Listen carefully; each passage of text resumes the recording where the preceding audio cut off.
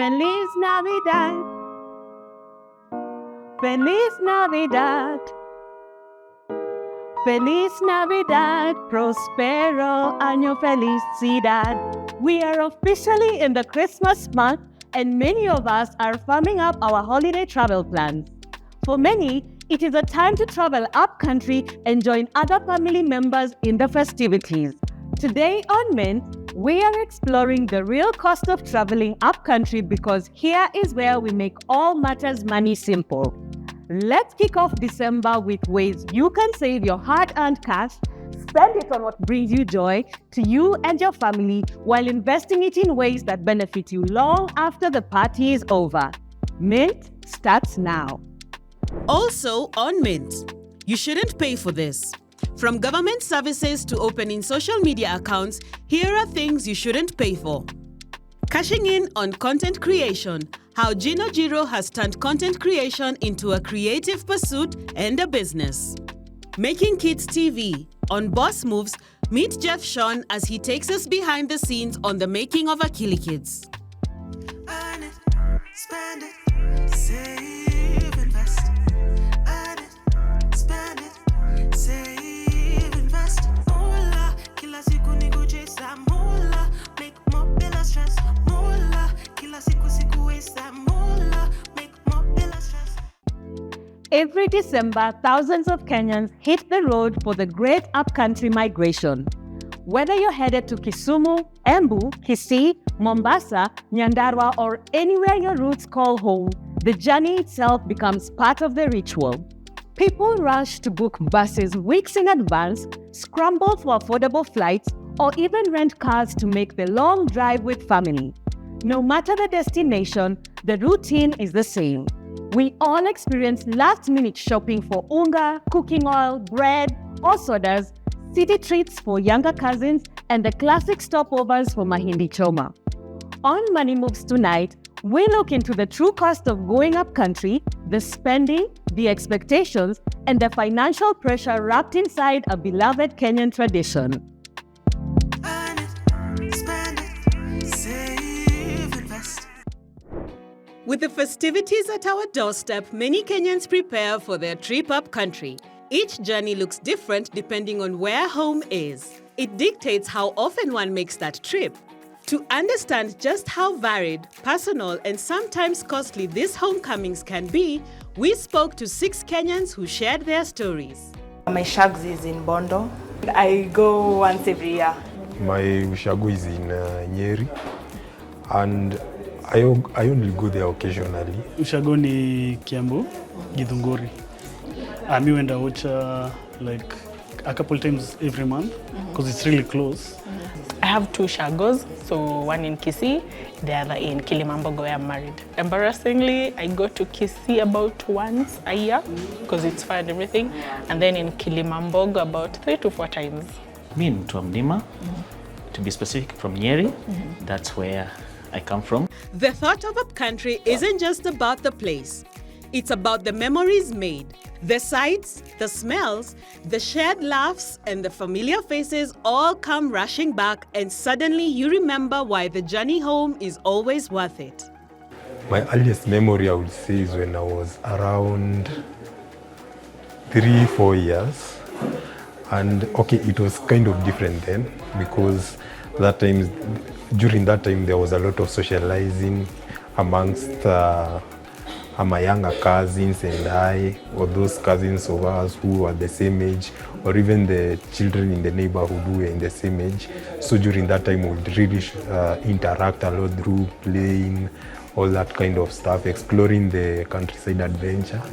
Nowadays, I would say it's kind of relaxed. Going home comes with a price tag.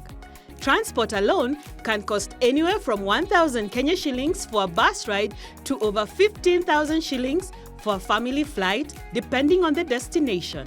Alongside this, there are gifts, groceries, and treats you're expected to carry. Me and my cousins contribute some amount of money to the food that our parents, that's our uncles and aunties, buy to cook for Christmas and that whole season that will be there. Sometimes we do go over the budget, especially if we've found new places to try out. For example, we are going to Kisii and we realize maybe there's a new restaurant or somewhere fun that you can take the kids. So of course we go over the budget. Even with careful planning, many people find that the trip ends up costing more than they expected. Unexpected stops, last-minute purchases, extra fuel for detours, or simply trying to meet everyone's expectations at home can push the budget well beyond what was originally set.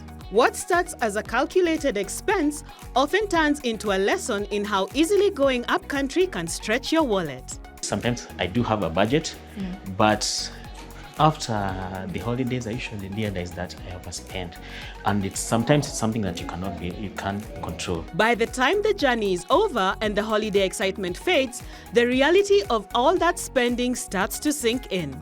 For many, that's how January creeps up, but it doesn't have to.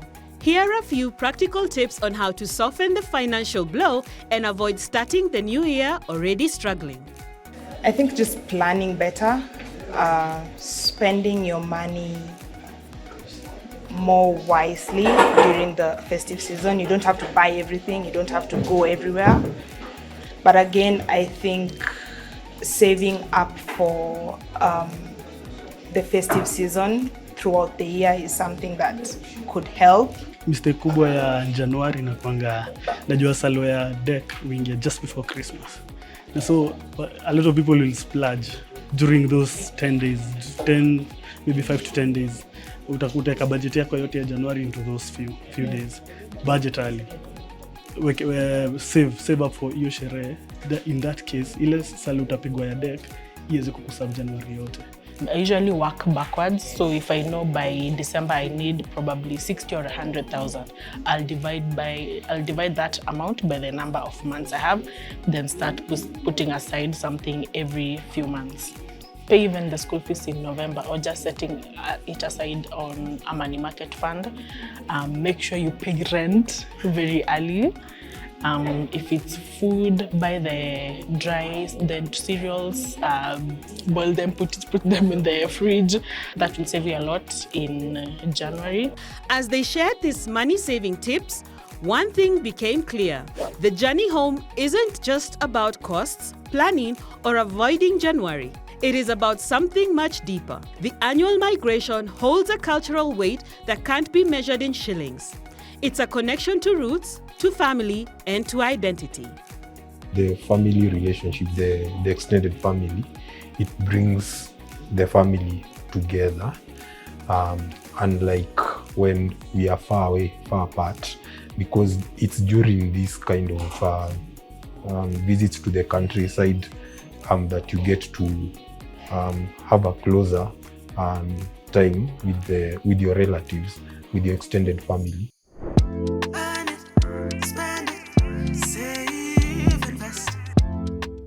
Did you know that at one point in time, people paid to open a social media account or update their phone? Yes, it sounds like a foreign concept now, but not everyone understood how online services and sites work. And many relied on cyber cafes to help them navigate these simple services. There are those who are still paying for services that should be essentially free, and today on Mula Hacks, we explore what they are and how to save money while at it. Every day in Kenya, people unknowingly pay for services that should essentially be free. With the high cost of living, it's important to spend on things that really need payment. For things that you can do yourself, you can save a lot of money and hustle, but just knowing how to do it yourself. Let's break down some of the most common ones so that next time you keep your money in your pocket. The first item is government services. At Huduma centers, information and most forms are free. But guess what? Right outside, brokers sell those very same free forms at a price. Even government job application forms you see online, free to download. You only pay the official application fee if one exists. There is no need to pay a random middleman at a cyber cafe who doubles the price. From getting a KRA PIN, filing nil returns, applying for passport, driving license, among other government services. You can do all this from your smartphone or laptop. There's no need to pay anyone to do it for you. The other thing older people are duped into paying for is downloading apps or updating them on the Play Store or App Store. This is a free service so long as you have internet connection. There is no need to go to a cyber cafe to update your phone applications. Moving to transport and utilities. At the matatu stage, especially for those traveling upcountry, brokers sometimes collect fake booking fees. Truth is, there's no such charge. You should only pay when you board. If you have some issues with the power or you want to get a connection, there are some people who might claim you need to pay to get application forms. Thing is, application forms and meter reading are free. The only payments you should make are official ones at the office or via M-Pesa paybill. Don't slip money to the field agent for reconnection. That is how corruption thrives. Same thing with jobs. No legit employer asks you to pay to be shortlisted. If someone says pay 1,000 for training or processing, that is a scam. So let's recap. Huduma forms and online applications, free. Downloading apps, free. Kenya Power forms and meter reading, free. Booking a matatu, free. Getting power connection, free. Applying for jobs, free. Do not let brokers, imposters, or corrupt staff trick you into paying for what the law already provides at no cost. Because in Kenya, money is hard enough to earn. Do not spend it on fake fees. At a time when the cost of living continues to rise, many Kenyans are unknowingly spending money on services and products they could get for free. From everyday services to simple hacks, you can save a lot of money and hassle by just knowing how to do it yourself. Let's take a short break. We'll be right back. Coming up, Making Kids TV. Jeff Sean takes us behind the scenes on the making of Akili Kids. Earn it, spend it,